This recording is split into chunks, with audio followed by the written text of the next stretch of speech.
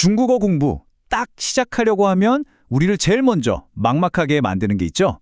네, 바로 한자입니다.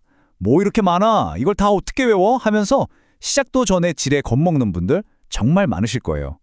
그런데 말이죠. 중국 아이들은 이 수많은 한자를 대체 어떻게 배우는 걸까요?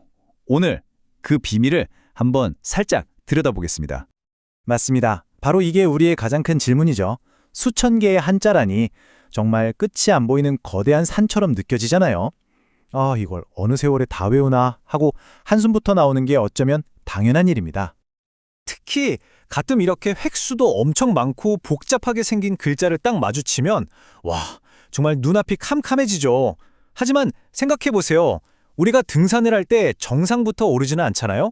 가장 낮은 첫걸음부터, 가장 쉬운 길부터 시작해야죠. 자, 보세요. 바로 이 글자들이에요. 하늘천, 땅지, 사람인. 이게 바로 중국 초등학교 1학년 국어 교과서 그 첫 장에 나오는 한자들입니다. 이렇게 간단한 글자에 무슨 비밀이 숨어 있냐고요? 엄청난 비밀이 숨어 있습니다. 그건 바로 한자를 그림으로 시작한다는 거죠. 좋습니다. 그럼 첫 번째 핵심 원리부터 바로 들어가 볼게요. 지금부터 한자를 글자라고 생각하지 마시고 하나의 그림이라고 한번 봐보세요. 이게 바로 한자 정복의 첫 번째 열쇠거든요. 많은 기본 한자들은요, 상형 문자라고 불려요. 말이 좀 어려워 보이지만 뜻은 아주 간단합니다. 옛날 사람들이 그냥 눈에 보이는 사물의 모양을 그대로 본떠서 그린 그림 글자라는 뜻이에요. 자, 이거 한번 보세요. 정말 재밌지 않나요? 외산자입니다. 처음엔 누가 봐도 뾰족한 봉우리가 있는 산의 모습을 그대로 그렸죠. 이 그림이 시간이 흐르면서 조금씩 단순화되어서 지금 우리가 쓰는 산자가 된 거예요. 와, 정말 직관적이죠? 날 일자도 똑같습니다. 둥근 해 안에 점을 찍어서 태양을 표현했어요. 이 그림이 점점 네모난 형태로 바뀌면서 지금의 일이 된 거고요. 이렇게 보니까 어떠세요? 왠지 딱딱하게만 느껴졌던 한자가 갑자기 좀 친근하게 다가오지 않나요? 바로 이런 식으로 중국 교과서가 한자를 가르칩니다.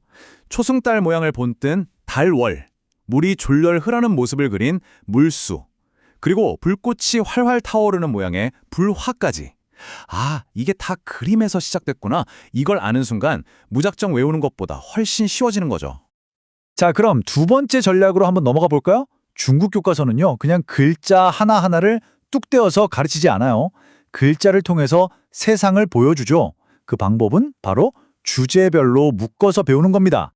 사실 한자를 그냥 순서 없이 외우는 건 정말 비효율적이잖아요.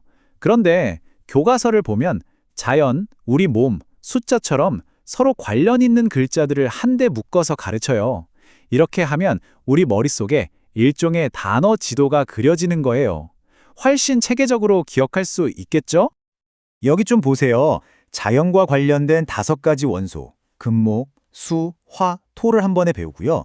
또 우리 몸과 관련된 입, 귀, 눈, 손, 발을 같이 배우는 식이에요.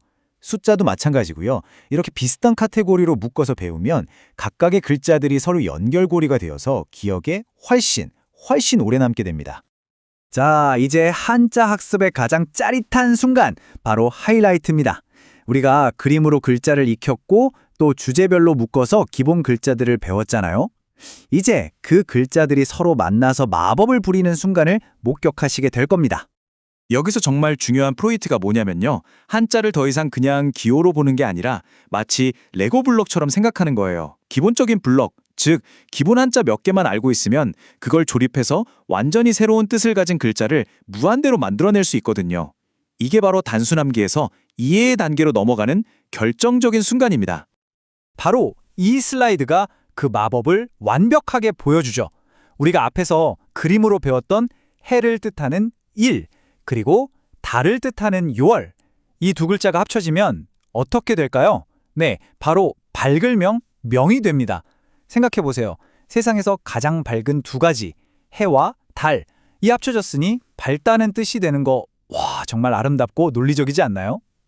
이렇게 뜻과 뜻이 만나서 완전히 새로운 의미를 만드는 글자를 회의문자라고 불러요.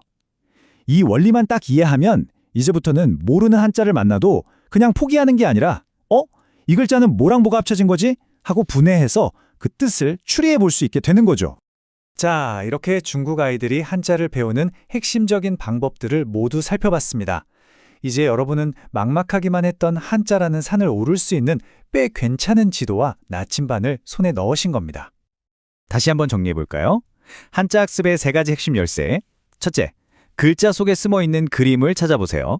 둘째, 서로 관련 있는 주제별로 묶어서 공부하세요.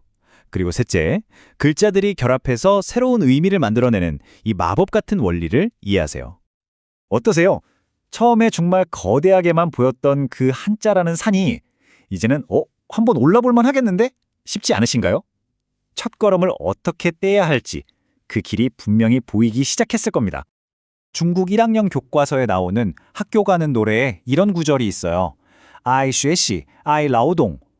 배움을 사랑하고 노력하는 것을 사랑하라. 결국 꾸준함이야말로 어떤 언어를 배우든 가장 중요한 태도 아니겠어요?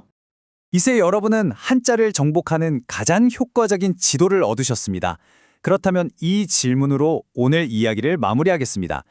그림으로, 또 이야기로, 그리고 멋진 조합으로 배우게 될 여러분의 첫 번째 한자는 과연 무엇이 될까요?